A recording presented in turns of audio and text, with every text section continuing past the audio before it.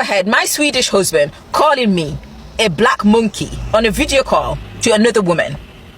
You might be wondering why I'm sharing this story, but please, this is to all my black queens out there, all my African queens out there. Please, you need to watch this video, learn a thing or two from this video. If you are thinking of dating someone who's not same race as you, please, I'm begging you, do your research. Don't think that because they are interested in black queens doesn't mean that they're not racist, because you will be surprised the kind of treatments some of our black queens are suffering in silence behind closed doors. I'm one of them, and I'm sharing my story for you to learn and do not repeat exact same mistake as me. Story time. So I met this guy on a dating app. I was living back home. This guy was, we chatted, and all of a sudden he said that he's interested in me. He wants to marry me and he wants to come to my country. He did the paperwork and he was granted a visa. He came to my country to visit me. This guy seemed like a nice gentleman. Then he returned back to Sweden and he started the paperwork, the process for me to come and join him. Eventually I was granted, so I joined him. When I got there, the first few months was like our honeymoon period. Then after that, I started noticing patterns of bad behavior, abusive behavior, verbally and physically. I was wondering if this is the same guy that I was chatting to online, the same guy who came to visit me back home in Africa. I didn't know why he would get angry out of no reason. Then he would call me names that shocked me. I didn't believe it. I never thought once this guy would call me such names. He would beat me black and blue. I covered up for him. I don't know why I never spoke up. Maybe it was a fear of me being sent back home. So I kept quiet. I endured. We've got one child together. The abuse got worse and worse. I later on found out that this guy tried to date women, Swedish women, but no one would date him because this guy has got a history of being in a mental institution since he was a young boy. He claimed that his parents did stuff to him, but he was smoking stuff. I can't name them here because of TikTok. He went ahead to start abusing our daughter physically and verbally. This got too much. I finally got help and we moved out. I moved out with my daughter. I filed for divorce, but he refused to sign the paperwork. So we are still legally married. Some of my stuff are still back there. So he tried to take full custody of our daughter, but the system refused him because of his history of being mentally unstable. This guy would sit on social media platforms, TikTok, Facebook, YouTube, chatting to African queens, the ones that he calls monkeys. He'll try to befriend them, ask for their personal number, then he will ring and talk to them. When he sees that they're not having it, he starts getting aggressive. The last thing I heard, he was dating one of our African queens who lives in Greece. This woman is seeking asylum there. And guess what? He's found his next prey, someone that he would abuse just like he did to me. This woman will sit on live stream with him. He will embarrass her. I'm talking about insult her like a kid, shouting at her, telling her all sorts of things. And this is a woman that you've not even married yet. And this is the attitude he's displaying. They got engaged. He planned to go out there to go visit the woman and they will start the paperwork process. And guess what? I think the woman saw through him and said she's calling off the engagement. He got really pissed off, calling her another black monkey.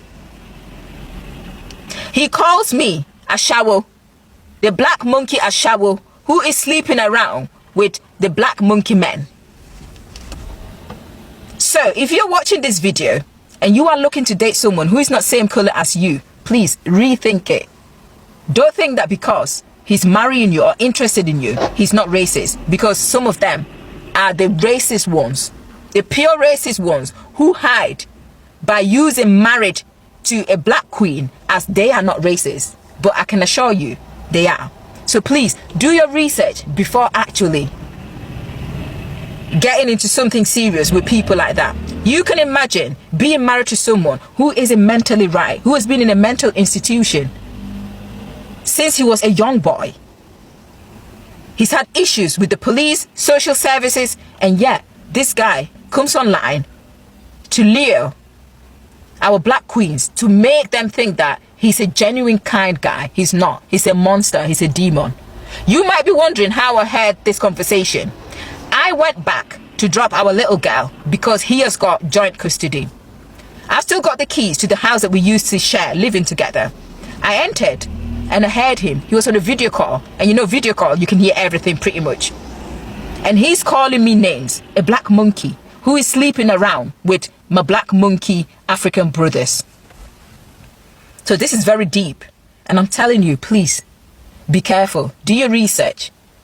Some people end up being stranded or their lives being taken in these countries where no one has got their back. So if you're thinking of this, please do your research properly. Make sure you've got a backup plan. I'm not saying that all of them are like that, but please do your research. But most of them are not right up there. They are not right up there. Every marriage has its own challenges, but some couples also face obstacles shaped by race, society. In this video, we hear from black women who share their personal experience of marrying a white man, the joy, the struggle, and the reality they have faced behind closed door. Let's watch some of this clip. Please don't forget to like the video, subscribe to the channel, and let me know your thoughts in the comments. All right, let's get into it. So I'm coming back from a date, and y'all would not believe what happened. This is part 2 of how traumatizing it is to date a white man as a black woman. We went to the bar that's literally around the corner from my house. I've been there multiple times. We walk in, the guy, the bouncer, looks at this dude's ID for a split second and gives it back to him. I give the guy my ID, he looks at it, and he puts it through the fucking machine to scan me, to like scan my ID and scan my identification. So as me and this dude walks over to the bar, I was like, oh, it's funny how he, scanned the ninja's ID. The dude that I'm with, that I've been seeing for like the last month, he's like, oh, I didn't notice anything. I was like, you didn't notice? Okay. Okay.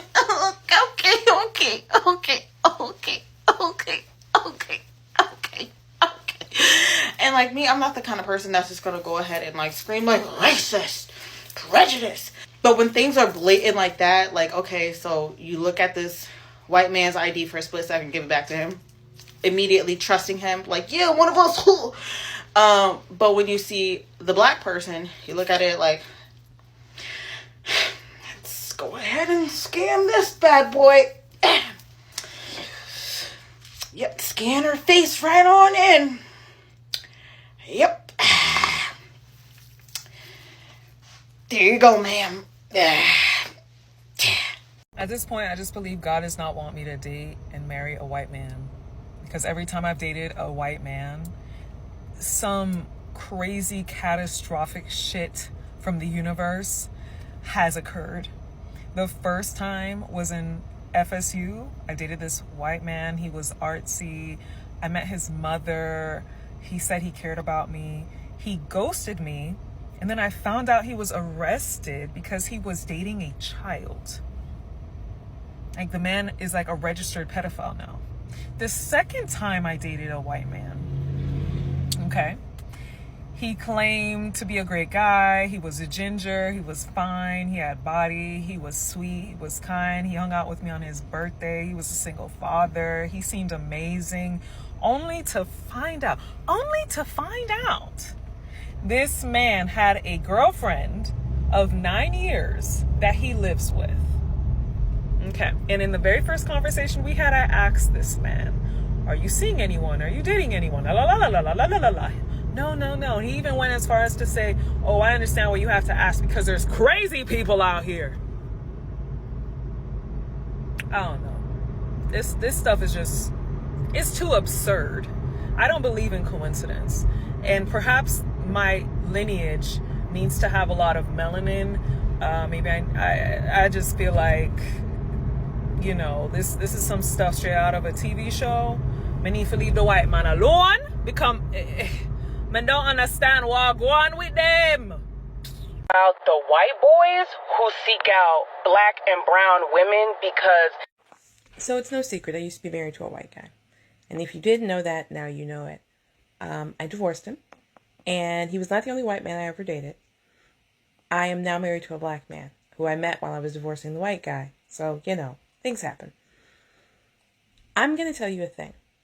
We tend to see white men presented to us as sort of Prince Charming types. And this is not to say you can't have a healthy interracial relationship.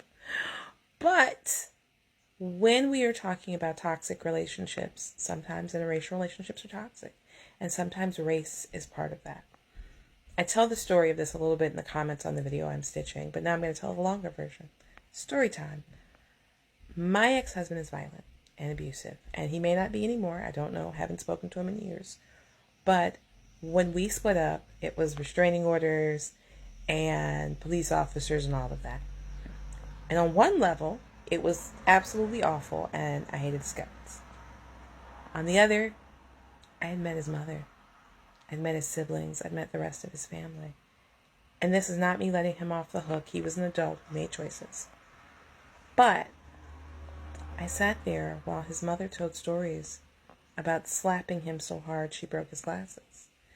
I sat there while she justified dating a man who she knew abused children. There's no question that she knew. Her argument literally was that it was fine because he liked little girls and she only had little boys. I had a lot of conversations. This all happened in the same visit where I found out that his older brother used to lock him in closets and thought it was funny to leave him in the closet for hours, right? I tried to get him to go to therapy. I tried to get him to do a lot of things. He didn't. It is what it is. I absolutely understand why he had problems. What I cannot explain to you is why culturally it was as though he was never supposed to admit that his mother had been a bad parent, that his family was screwed up.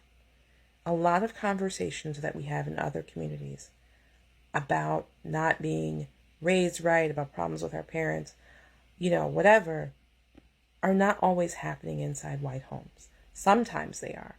But I sat there, and not that I didn't speak up, not that I didn't try to derail the train, but I sat there and I listened to a tale of generational horror that was then presented as though it was normal.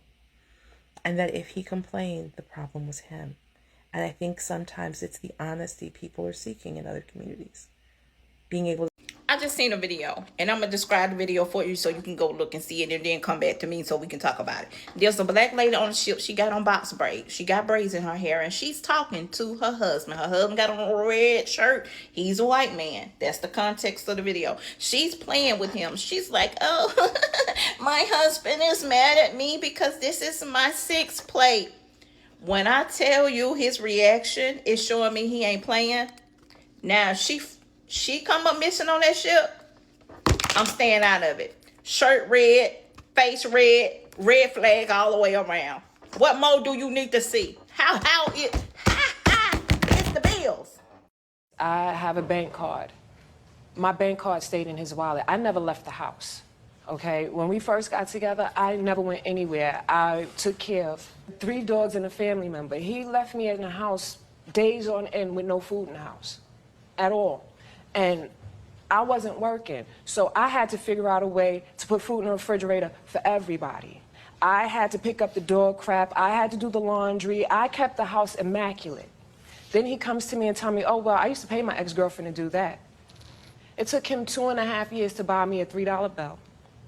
It took him another 2.5 years to buy me a purse. And I don't ask for anything. I do my own hair. I do my own nails. I do his hair, his nails. I do it all. he doesn't want for anything. A black woman who married a white man who turned out to be very abusive and stayed married to him for 21 long years. Who is Etterlene DeBarge? From the outside, Etterlene is a very successful woman. She has the trifecta. She's a mother, she's an author, and she's an American gospel singer-songwriter and matriarch of the group DeBarge. But she is also, unfortunately, the victim of domestic violence in a racial dynamic that we talk about often on this page. Etterlene was one of 12 siblings. She was born in Royal Oak, Michigan in 1935, and at some point in her childhood, her family moved to the Brewster Douglas housing projects in the Lower East Side of Detroit, where she resided until she met Robert DeBarge, a white Army veteran of French and English descent, and they got married in 1953. Etterlene described Robert as insanely jealous and physically and mentally abusive. Others described him as notoriously domineering, with one of the children recounting that Robert several of their brothers and sisters, with Bunny holding the secret for many years, sharing that she couldn't trust her mom because mom was scared of daddy too. The testimony of her children paint a picture of fear and powerlessness, a mother who seemingly wanted to protect her children but felt trapped and resourceless. In Etterlene's words, she says she couldn't leave the abusive marriage because no one wanted to take her in with that many children. Randy DeBarge shared that he tried to stay away from his father, but his father still knocked him out from time to time. He shares his mother would often get in between them, saying, "Bob, don't you hit him, hit me, Bob, hit me instead," sacrificially offering herself, but oftentimes leaving both her and her child victims of Robert's assaults. Etterlene and others did try calling the police, but help was rarely ever offered because when the police came, it became the word of a black woman versus the word of a white man. Robert never received any repercussions for his action, regardless of all the astounding evidence against him. Randy described that there was a yearning for love and a deep unhappiness in the children and in Etterlene, which is thought to have contributed to many of the children falling victim to various drug addictions, with some becoming clean later in life, others unfortunately succumbing to their illnesses. Eventually, Etterlene divorced Robert in 1974 and remarries a Puerto Rican man named Robert Gonzalez, where she lives out the rest of her days happily with him. Etterlene describes her feelings and frustrations and struggles from her first marriage and with her children's rise to fame in her book, Other Side of Pain. So if you are more interested in Etterlene's story, I do recommend that you go and purchase and read her book. Etterlene has since passed away in 2024, so may she rest in peace. Look, I'm going to read out this message to you. If you are a lawyer or a social worker and you have passion to help immigrant parents, immigrant family, please reach out to me immediately. I need your help. I need your advice. I need your opinion in this case. So I'm going to read out this to you. I am married to a white man who has been very controlling and abusive. The family are very racist and the mother very controlling over my children and my house. I have to run away because the man was very abusive. Now that I'm no longer in his house, he is threatening to deport me back to Africa so that he can have the kids. He knows that if he take the kids, I will not be able to remain here in this country. He's calling everybody, saying all sorts of lies against me and telling them that I beat the children. He's doing this because he wants to deport me. What do you think of this case? Because he's focusing on taking the children away from me so that he can have full custody and deport me back to Africa.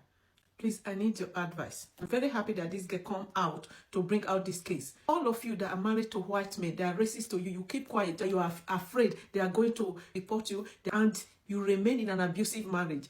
Don't stay in silence. Don't remain in abusive marriage just because of paper. You have a case. You need to bring your case out. People are ready to help you. Please leave your comments and reach out to me if you need to. If you are a social worker, if you are a lawyer, please reach out to me because this case is very urgent. This is for our African person. Thank you very much. When I tell you my emotions were on a roller coaster reading this thread, a black woman says her white husband calls her racial slurs during sex. Let's get into it. Dear Abiola, this is the person she's writing to. My man keeps calling me a NB, just so you know I have to blur it out, during sex and I hate it. I have been married for a year and I am at my wit's end. My investment banker husband is from a white old money family. I'm a first generation black American woman whose family is from the island of Jamaica. We met at a union for the Ivy League school we both attended and he proposed in 6 months. We have the picture-perfect fantasy life. He wines and dines me and we travel and shop the globe. Unlike all of the black men I dated in the past, my husband is generous, loyal, committed, and considerate. He courted me and I never have to pay for anything. He said I could quit my job and I did. He makes me feel like a woman. I'm a little embarrassed to share our problem. The first time he let the N-word drop was during sex on our honeymoon. When I reacted negatively, he explained that a black woman he dated in the past enjoyed being called racial slurs. Another time he joked that he had purchased my freedom. He also speculated about whether his family could have owned mine because I have good hair. Then he made jokes about my pubic hair. He called it my N-bush, and he referred to himself as a N-lover. He says I'm being overly sensitive because he loves me to death, and he should get a black pass for marrying me. I told him I don't appreciate these comments, and he says that my friends and family probably use the N-word all the time. He also asked why black people can use the word and he cannot. I don't use the word or believe in the N and differentiation. Neither does my family. I am too embarrassed to tell anyone about this because I know they might say that's what she gets from marrying a white man. Every time we try having sex again, the slurs fly. Our sex life is pretty much over right now because I pretend to be asleep every time my sexy, handsome man wants to be with me. I feel completely turned off. I love my husband deeply, so please don't tell me to leave him because that's not what I want to do. My husband was my first interracial relationship. Please tell me racial slurs aren't normal between interracial couples. I would like to figure this out before we have kids, but I can't afford to leave him and still maintain my lifestyle. How can I regain my sexual attraction for my husband? Signed, Black and Proud. My advice, you made your bed, now you lie in it. I mean, you love him. You have no intentions of leaving him. He's your sexy, handsome husband. So work it out. Why are you even writing this letter? I don't understand. What response were you expecting from the person you were sending this letter to? I don't get it. What's wrong, Mama? Man, this being married to a white man comes with its educational issues. Like, goddamn, we go to a motherfucking doctor yesterday. This motherfucker gets up there. Do I owe you a copay? You didn't mention anything about copay. I just want to make sure. Do I owe you a copay? I'm looking at this motherfucker like, if she didn't bring up copay, why the fuck would you bring up copay? This is messing up my motherfucking lunch today with my fucking alcohol. Motherfucker, if they don't ask me for a copay, I'm running like Forrest Gump. She was running. I'm getting the fuck out of there, motherfucker. If they forget to ask me for a copay at a specialist appointment, motherfucker, I won't bring it up. Trust me. I won't bring it up. I'm leaving. See, that's the difference between you and I. You want to make sure you pay the copay. I don't give a fuck. I eat now, pay later. Like, you don't give a damn that I, like, run a center and shit. You're like, honey, the interest is so high. I don't give a fuck about interest. I'm interested in living and eating and shit. So I'm going to go to rent a center and get my shit put a little bit down. I don't give a fuck about the end result, motherfucker. Goddamn. I'm worried about eating and drinking. And goddamn, I need to eat and drink today. And I'm going to pay a little bit every week to get my motherfucking furniture. Oh, then, when we drive, I don't know whether it's a white person issue. Why the fuck, when a damn black person cut us off or do something, he gives them the finger? I'm like, bro, do you not understand? You don't give my people the finger. Like, we some sensitive ass motherfuckers, okay? And most of us can't afford lawyers. But we some vigilantes, motherfucker. Because we some vigilantes. And then you drive up to the motherfuckers' windows and shit every time a black person cuts you off. Not only do you give them the finger, but you want to raise the window down and let them know what the fuck they did. Excuse me, buddy. Buddy, raise your window. Let me give you some education. Shut the fuck up. We black people don't accept constructive criticism. We don't want to hear constructive criticism. Motherfucker, do you not understand, hubby dear, that a lot of my people, we don't like you white people right now. You white people are not on our #1 love list. So you cannot ride up to a window when they cut you off and give them the finger or ask them to raise the window down. Nigga, motherfucker, we will go home and all our shit will be on rims in the morning. That's how my people operate. See, we can't afford the law and walking into a lawyer's office and paying $20,000. Oh, but honey, we're vigilante on your ass. Okay? We some vigilance. I'm constantly having to educate this white husband of mine. It's certain things you do and certain things you don't do to my people. My land, as Whitney Houston says, my land. Woo! This world interracial relationship is some shit. Good Samaritan ass wanting to motherfucking educate you ass motherfuckers. So I'm drinking, goddammit. This motherfucker being married to a person out my race make me drink. He about to have us unalived.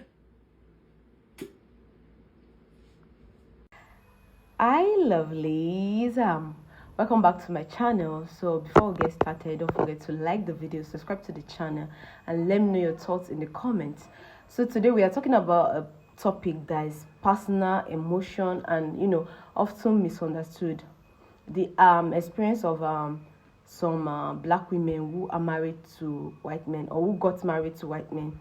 When people see an interracial couple, they often assume that love has conquered everything. But behind closed doors, some couples face challenges that others, may never see. Some black women have shared their experience of feeling misunderstood when it comes to race, culture, or family dynamics. Others have talked about dealing with uncomfortable reaction from relatives, strangers, or even friends who question their relationship simply because of the color of the skin or the color of their skin. At the same time, it's important to remember that every marriage is different. Many interracial couples have strong, healthy, and supportive relationship, right? The experience they shared by some women do not represent every black woman, right, married to white men.